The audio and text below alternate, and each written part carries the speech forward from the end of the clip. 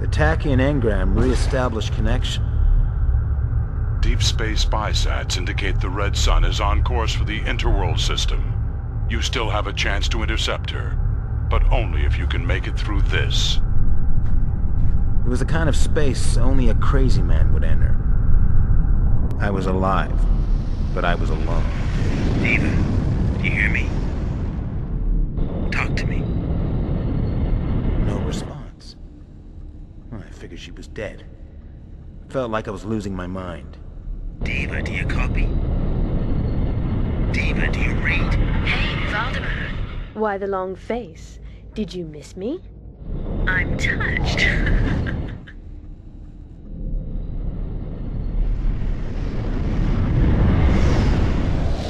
We picked up the Red Sun as she approached the Interworld system.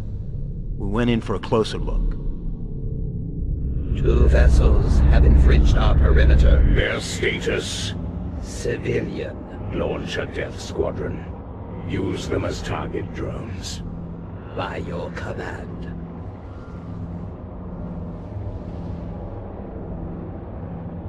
Unisoft, the multi-world corporation controlled by Bill Kane. The Red Sun docked there. I didn't know why. Kane's methods mixed corporate greed with organized crime, and he murdered the competition as easily as he played the markets. But even he was out of his league with that behemoth of a starship. Look, Valdemar, she's different.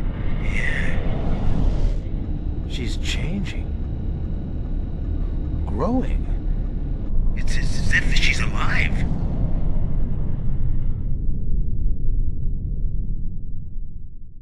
Diva transferred so we could come up with a plan. But we drew a blank the size of a gas giant.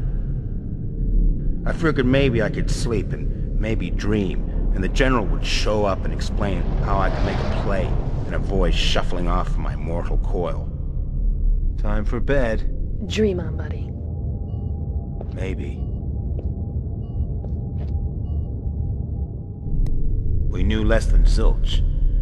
We needed information. Turned out Diva had a little surprise for me. Ugh, what is that? It's a League nanospy. Cool.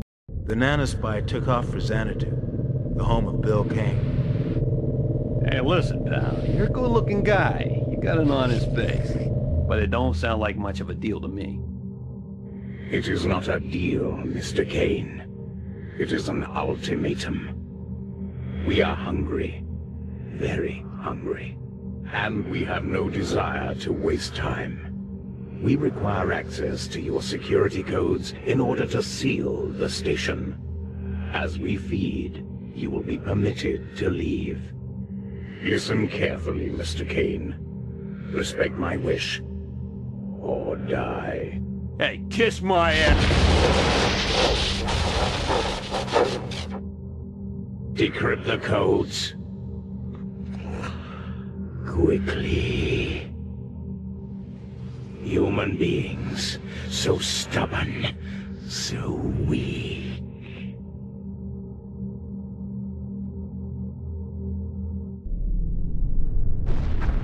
The aliens moved fast. They sealed the station, and once they tasted blood, their feeding frenzy intensified. It was a slaughterhouse. There was nothing we could do.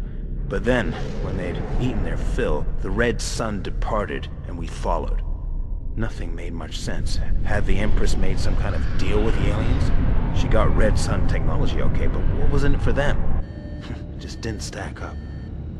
So maybe, unlike Kane, she'd chosen to stay in one piece by cooperating. But all I knew for certain was this. That weird ship had a purpose, which spelled nightmare in block letters. We trailed the Red Sun to Aurora, an oasis of world in a barren sector of the galaxy. The 7 billion people who lived there called it paradise. Not anymore. Valdemar, distress frequencies. Listen up.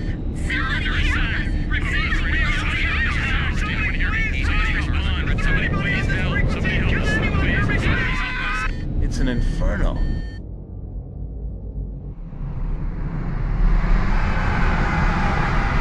Hey, let's get out of here.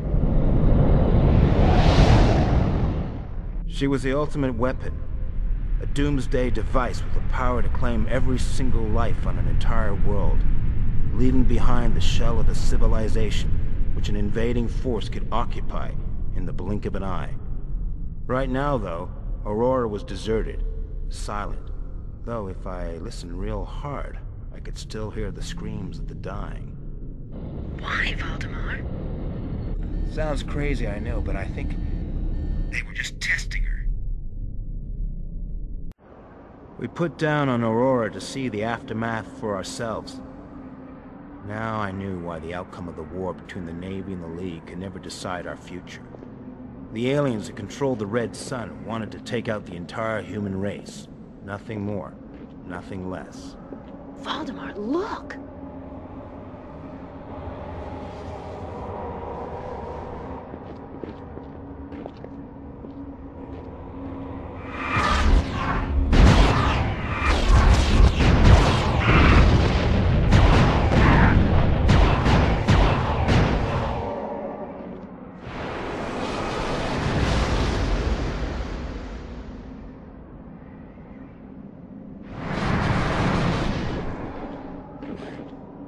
What are you? In your language, the Shahar.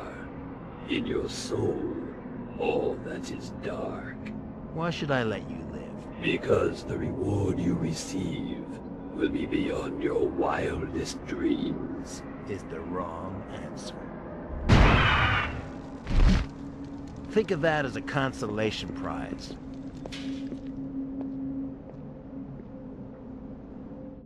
Ancient legend tells how the forces of darkness aim to cast their shadow over the universe. Maybe the legend's kind of true. Maybe the planet killing Shahar have been around for longer than recorded time. And maybe this was the offensive they had dreamt of. The moment when the light of each and every human life is extinguished. We picked up the Red Sun's trail, but why I wasn't sure. She just claimed billions of lives. 2 more wouldn't tax her. Citizens of the League of Free Worlds, I am speaking to you from the battleship Indestructible. The decisive battle has begun. Colonial Navy forces have breached a number of exclusion zones and launched unprovoked attacks against our positions. Total retaliation is our only option. This is our finest hour.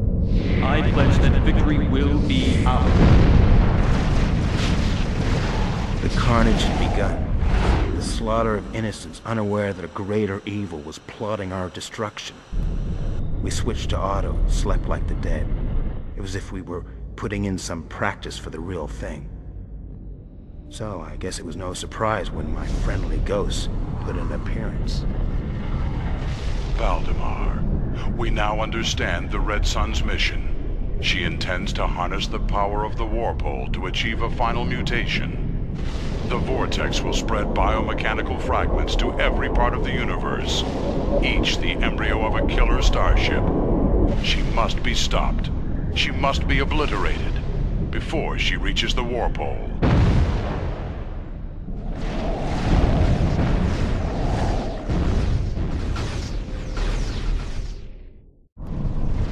Are you sure about this, Valdemar? 100%. The only way to the Red Sun is through the kill zone. Sounds familiar. I've got deja vu. The only way to the Red Sun is through the kill zone. Ha ha, very funny. You coming or what? Yeah, let's boldly go where no insane people have gone before.